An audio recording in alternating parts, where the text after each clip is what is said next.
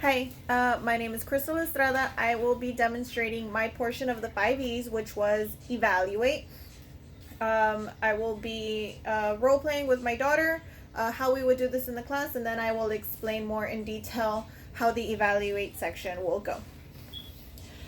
Okay, class, we've been learning about food chains this week. Are you guys confident and you know what a food chain is?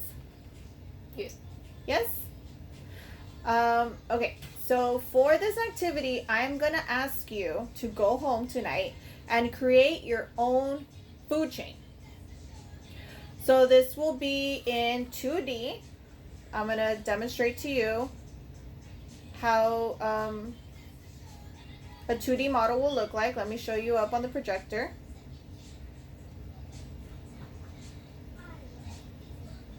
You can either do it, remember, 2D or 3D. Two-dimensional, three-dimensional. Okay, so this is what your two-dimensional model can look like. So let me show you up on the projector. So you can go ahead and draw pictures. You can search in magazines, print pictures out from magazines, and then I want you to write what they are, since we learned what a primary consumer is, secondary consumer, final consumer. We know what a decomposer is, a producer. I want you to write down what they are and how the food chain goes around, and then that's a 2D model, okay? So let me show you now what the 3D model looks like. I'm going to show you also on the projector. So this will be a 3D model. You can get things that you may have at home. You can do them like with paper figures, rock figures, and make it into a 3D model. Same thing, but in this case, you will need to have the words, write down what they are and what order they go in. Are you guys confident that you can make this model at home? Yes. With all the information that you learned about what a food chain is?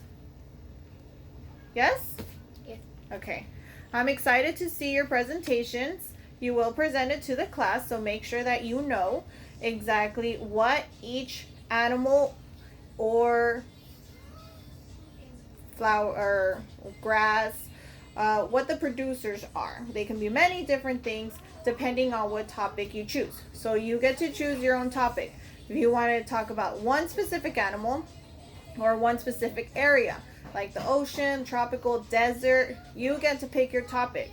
But don't forget, you're going to have to let us know why you picked your topic. So I am so excited to see your presentations tomorrow. Don't forget, this is for homework. You do have to complete this at home. So do your best. Okay? Yes? Yes. Okay. Thank you. Okay, so that's more or less like how I would present it to the students. I would be there if they had any more questions. I will possibly show them on the projector what an ocean one looks like, a tropical, desert, specific animal. I wouldn't want to go too much into detail because I do want them to come up with it on their own and not just copy what was shown to them. So then I did let them know that they will be presenting it in class the next day. And that they have to know about what each animal represented, what consumer, decomposer, producer, and why they chose the topic. So then after that, in the next class days, I will let them know that right after the student presents in their science journal, they're going to write down one takeaway that they did from the presenter. And right after their presentation, they will also assess themselves and what takeaway that they took from their presentation. Maybe they felt they weren't loud enough. Maybe they felt they didn't have enough pictures. They could have added more color. Just one takeaway from each presentation to give positive feedback to the students. And that I know that they were paying attention in class watching the presentations. So the evaluation will be a project for them to do at home.